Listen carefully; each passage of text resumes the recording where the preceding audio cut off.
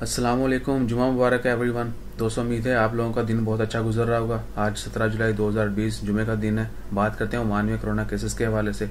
सबसे पहले तो बड़ी अफसोसनाक खबर है कि आज 8 लोग जो हैं वो वफात पा चुके हैं। इन्ना लिल्लाहि व इन्ना इलैहि राजिऊन। कोरोना की वजह से 8 लोग वफात पा चुके हैं और टोटल तादाद जो है अब तक ओमान में वफात पाने वालों की वो है 298।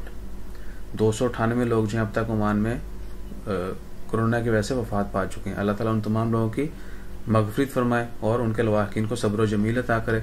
बात करते हैं ओमान में आज के कोरोना केसेस के हवाले से। आज फिर ओमान में काफ़ी ज़्यादा केस जो हैं वो रिपोर्ट हुए।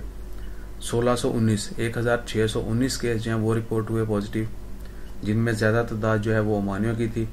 1249 जो है वो ओमानियों की तादाद है, जबकि 370 एक्सपर्ट्स की तादाद है, खारजियों की तादाद है।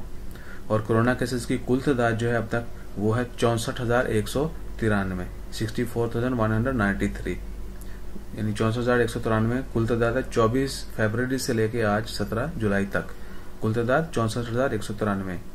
और कुल जो सेहतयाब लोग हुए उनकी तादाद है 41,450। इंशाल्लाह दुआ करें अल्लाह ताला इस वबा को जल्द से जल्द ख़त्म करे और हम तमाम लोगों को अपनी हिफ्ज़ो ईमान में रखे।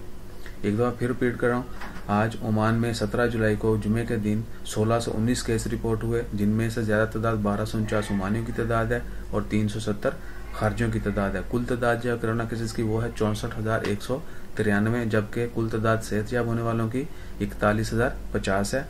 और आज 8 लोग वफात पा चुके हैं कोरोना की वजह से। कुल तादाद वफात पाने वालों की है 298। जो ही बाकी इलाकों की एरिया वाइज डिटेल आती है, अपडेट डिटेल्स, आज के जितने भी केसेस होंगे, नए केसेस, वो आपसे शेयर किए जाएंगे। अपना ख्याल रखें, दुआओं में याद रखें। जज़ाकल्लाह, अल्लाह हाफिज़।